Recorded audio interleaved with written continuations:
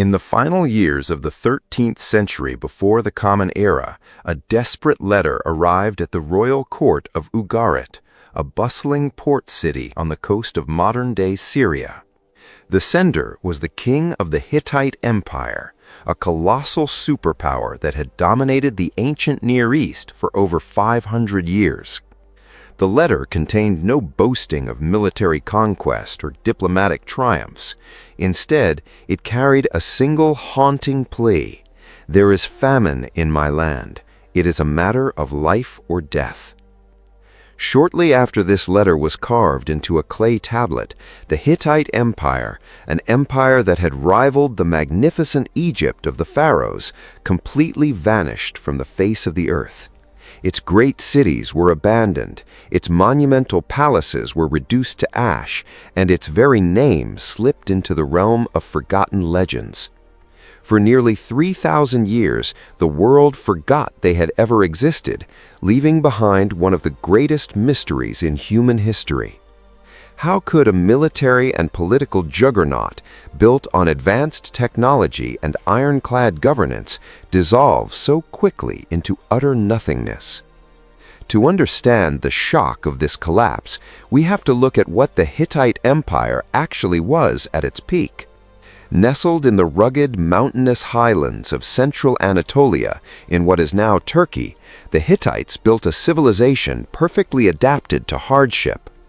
From their formidable capital city of Hattusa, surrounded by miles of monumental stone walls, hidden tunnels, and jagged cliffs, the Hittite kings commanded a highly organized state. They were master long-distance diplomats, creating the world's oldest known international peace treaty with Ramesses the Great after the titanic Battle of Kadesh. They were also legendary warriors, utilizing innovative three-man chariots that allowed them to sweep across the plains of Syria and dominate their neighbors.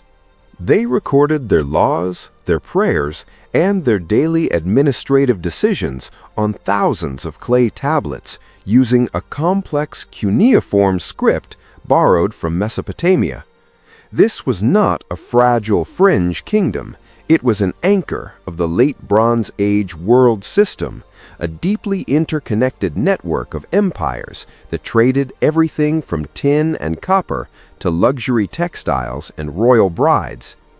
Yet, for all its structural majesty, the Hittite Empire carried an inherent vulnerability beneath its stone foundations. The Anatolian heartland was beautiful but harsh, prone to long, bitter winters and highly unpredictable rainfall. The Hittites depended entirely on agricultural yields to feed their sprawling urban centers, thousands of religious priests, and massive standing armies.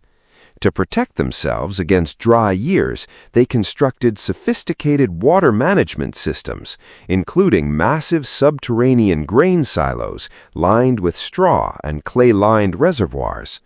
But even the best infrastructure has its breaking point. By the late 13th century before the Common Era, the entire eastern Mediterranean was beginning to fracture. Historians call this period the Late Bronze Age collapse, a chaotic window of a few decades where almost every major civilization, from Greece to Mesopotamia, fractured or fell. For a long time, popular history books blamed a single catastrophic force, the enigmatic Sea Peoples, a confederation of seafaring raiders who swept across the Mediterranean, plundering coastal cities and destroying old trade routes. But modern archaeology tells a far more nuanced and tragic story. The Sea Peoples were likely a symptom of the collapse rather than its sole cause. When archaeologists first excavated the ruins of Hattusa, they expected to find a city frozen in the middle of a brutal siege, cluttered with arrowheads, dropped weapons, and the unburied skeletons of fallen defenders. Instead, they found something deeply unsettling: a ghost town. The great public buildings, royal palaces, and temples had indeed been burned, but inside them there were almost no valuable objects, no royal treasures, and very few human remains. The Hittites had not been caught by surprise. The physical evidence strongly suggests that the last Hittite king, Suppiluliuma II, made the agonizing decision to evacuate the capital. The royal court, the archives, the priests, and the citizens packed up their most precious belongings, loaded them onto carts, and walked out of Hattusa forever. The fires that consumed the city came later, lit by opportunists, regional rivals, or raiders wandering through an empty, abandoned metropolis. The question then shifts from who destroyed the city to why the Hittites walked away from it in the first place. The answer eluded researchers for generations until modern science stepped into the trench. Recently, geoscientists and archaeologists analyzed ancient juniper trees preserved in a royal burial mound near Ankara, Turkey. By measuring the width of the tree's annual growth rings, researchers reconstructed a precise climate map of central Anatolia dating back thousands of years. In wet years, trees grow wide rings. In dry years, the rings are painfully narrow. The data revealed a terrifying truth. Around 1198 to 1196 before the Common Era, Anatolia suffered an unprecedented, consecutive 3-year mega-drought. A single dry year was manageable for a system as wealthy as the Hittites. A 2-year drought stretched their massive grain reserves to the absolute limit, but a third consecutive year of total crop failure would have shattered the entire social fabric of the empire.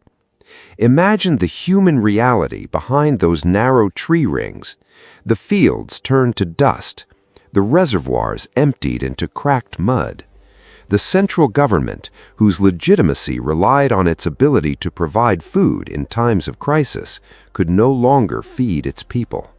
When the grain silos ran dry, the intricate administrative machinery of the empire began to unravel. Local governors stopped sending taxes to the capital because they had nothing to give, or because they chose to keep what little they had to save their own communities. Vassal states in Syria and the Levant, sensing the weakness of the central crown, broke away to fend for themselves. The Hittite military, once an unstoppable machine, was stretched too thin, trying to protect vulnerable grain shipments arriving at coastal ports, while simultaneously defending the borders against opportunistic mountain tribes like the Kaska, who had harassed the Hittites for centuries. Compounding this ecological catastrophe was a long-simmering political disease. The Hittite royal family was notoriously fractured by internal rivalries and dynastic civil wars. Generations of princes, queens, and cousins had plotted against the ruling king, creating competing factions within the elite. When the drought struck, these political fault lines split wide open. Why sacrifice your life and resources to support a starving central king in Hattusa when you could break away and establish your own independent kingdom in the more fertile lands to the south? The social contract was broken. Without food, without taxes, and without the loyalty of their subjects, the last rulers of Hattusa found themselves presiding over an empty shell. The evacuation of the capital was not an act of sudden panic, but a recognition of absolute defeat by an invisible enemy. The land itself had turned against them.